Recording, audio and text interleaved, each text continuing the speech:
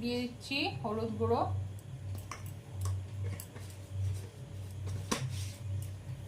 আমটাকে তো সকালবেলা আমি কেটে কুটে তারপর রোদ্রে শুকাতে দিয়ে এসেছিলাম, আর এখন এই সন্ধেবেলা কিন্তু আমটা আমি মাখিয়ে নিচ্ছি নুন, হলুদ, লঙ্কা আর যে ভাজা মশলাটা তৈরি করেছিলাম সেটা দিয়ে,